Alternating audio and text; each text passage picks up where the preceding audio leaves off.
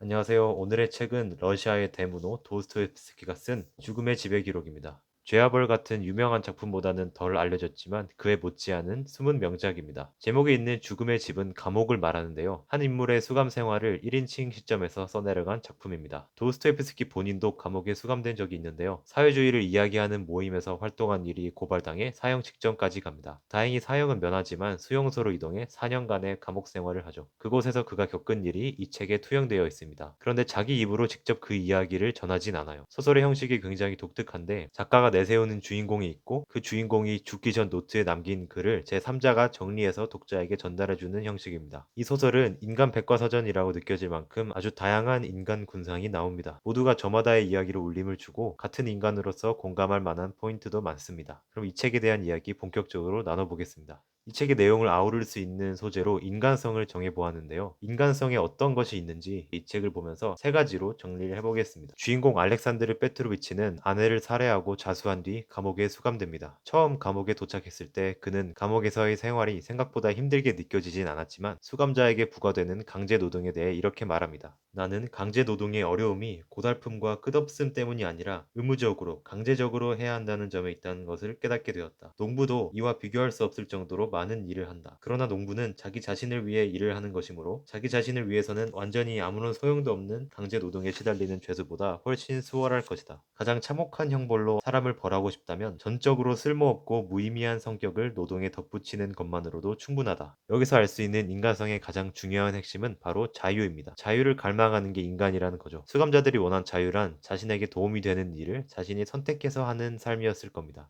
만약에 내가 고문을 당한다고 한번 해봐라. 한 달에 얼마나 긴지.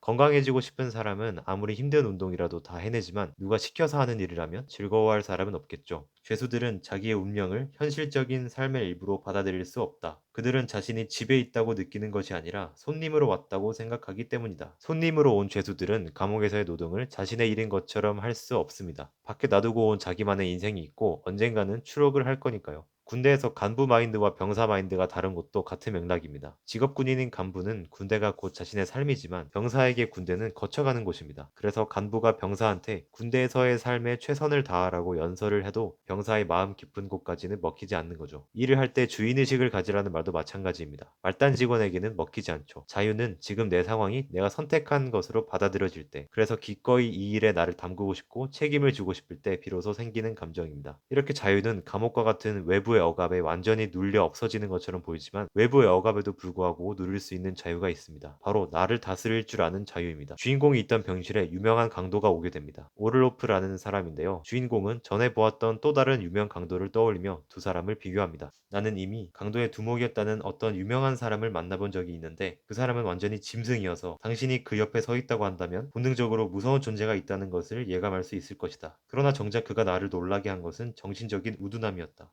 육이 그의 모든 영적 특성을 제압하고 있었으므로 그의 얼굴을 한 번만 보아도 거기에는 오직 야수적인 욕망과 정욕만이 남아있을 뿐임을 알 수 있다. 나는 그가 형벌을 앞두고 공포로 몸을 떨었을 것임을 확신하고 있었다. 그러나 오를로프는 그와 정반대였다. 이것은 실제로 육에 대한 영의 완전한 승리이다. 이 사람은 자기 자신을 무제한으로 통제할 수 있었고 어떤 종류의 고통과 형벌도 무시했으며 이 세상에서 두려워하는 것은 아무것도 없는 듯 보였다. 그에게서는 끝없는 어떤 에너지와 활동의 욕망과 복수의 욕망, 예정된 목적을 달성하려는 욕망을 찾아볼 수 있었다. 한 사람은 동물적인 욕구로 가득 차 있어서 무섭다기보다 오히려 어리석게 보이는 반면 다른 사람은 형벌도 담담히 받아들이고 굳건한 모습을 보여 죄수들의 존경을 받았죠. 이 육에 대한 영의 완전한 승리는 극한 상황에서도 자신의 고귀함을 지킬 수 있다는 걸 보여주는 듯합니다. 인간성의 첫 번째 항목으로 자유를 살펴봤는데요. 두 번째는 바로 활동 욕구입니다. 주인공은 감옥에서 건강히 살아나갈 수 있는 방법으로 노동을 삼습니다. 나는 노동이 나를 구할 수 있으며 나의 건강과 육체를 튼튼하게 해줄 수 있다는 것을 느끼고 있었다. 불안과 초조함, 그리고 감옥의 숨막히는 공기가 나를 완전히 황폐하게 만들 수도 있었기 때문이다. 자주 바람을 쐬고 무거운 짐을 운반하는 것을 배우는 일, 바로 이러한 것들이 최소한 내 자신을 구할 수 있다고 나는 생각했다. 주인공은 자신과 함께 감옥에 들어왔던 다른 죄수를 떠올립니다. 처음에는 젊고 아름다우며 활력 있는 사람이었지만 추록할 때는 병에 걸려 황폐해진 상태였다고 말합니다. 그래서 주인공은 노동을 통해 생명을 유지하려고 합니다. 그 자체가 주는 쾌감도 있었다고 하죠.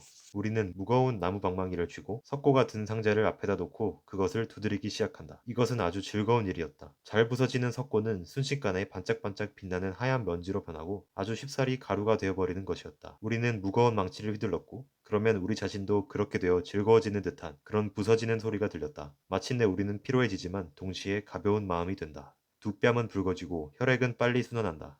앞서 인간을 가장 힘들게 하는 것은 자기가 선택하지 않은 일을 강제로 하는 것이라고 했는데요. 여기서 하나가 추가되겠죠. 바로 아무것도 하지 않고 가만히 있게 하는 것입니다. 하루 종일 아무것도 하지 않는다면 편하겠다고도 생각할 수 있지만 우리는 열정을 쏟을 대상이 있을 때 활력을 갖게 됩니다. 육체 노동의 의미는 이것만이 아닙니다. 내가 단지 몸이 단련된다는 이유만으로 벽돌 나르는 일을 좋아했다는 것은 아니다. 처음에 나는 한 개당 8푼트의 무게가 나가는 벽돌을 8개씩 치고 운반했다. 나중에는 12개까지 운반할 수 있었고 15개까지도 운반할 수 있게 되었는데 이것이 나는 무척이나 기뻤다. 감옥에서는 갖가지 물질적인 불편이 수반되는 저주스러운 생활을 견뎌내기 위해서 육체적 힘이 정신적인 힘에 못지않게 필요한 것이다. 노동은 감옥의 생활을 견뎌내야 한다는 정신적 압박을 잠시나마 잊기 위한 수단이었던 거죠. 아무것도 하지 않는 것은 정신을 조금씩 갉아먹습니다. 활동을 함으로써 우리의 정신을 다시 돌아가게 할 수 있죠. 마지막으로 살펴볼 인간성의 항목은 보편성입니다. 나이, 국적, 살아온 배경을 막론하고 대부분의 인간이 공통적으로 느끼는 감정이 있다는 건데요. 여기 죄수들도 우리와 똑같은 인간임을 보여주는 대목이 있습니다. 감옥에 성탄절이 찾아와 그들을 들뜨게 합니다. 성탄절과 부활절 이틀은 1년 중 노동하지 않아도 되는 날이었죠. 하지만 이런 이유만으로 죄수들이 성탄절을 기다려온 것은 아닙니다. 성탄절이 담고 있는 의미가 따로 있었는데요.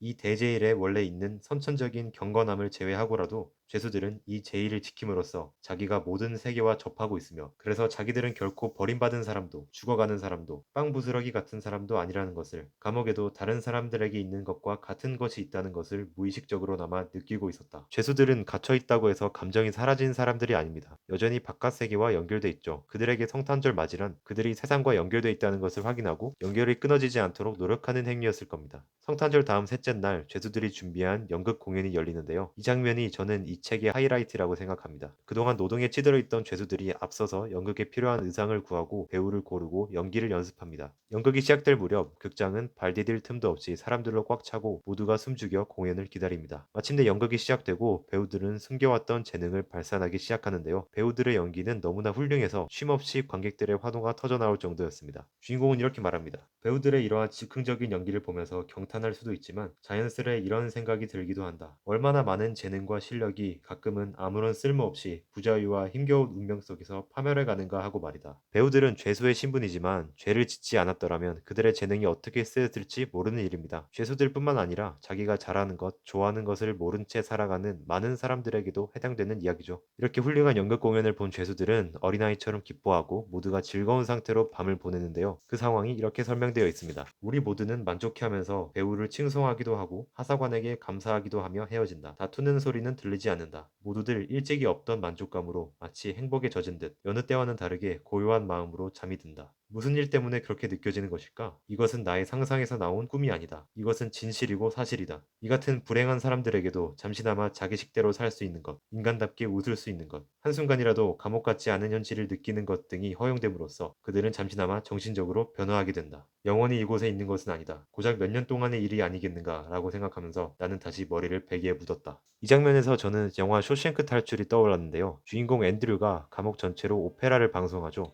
삭막한 감옥에서 뜬금없이 오페라를 들은 죄수들은 하던 일을 멈추고 모두 음악에 마음을 빼앗겨 멍하니 한 곳을 쳐다봅니다.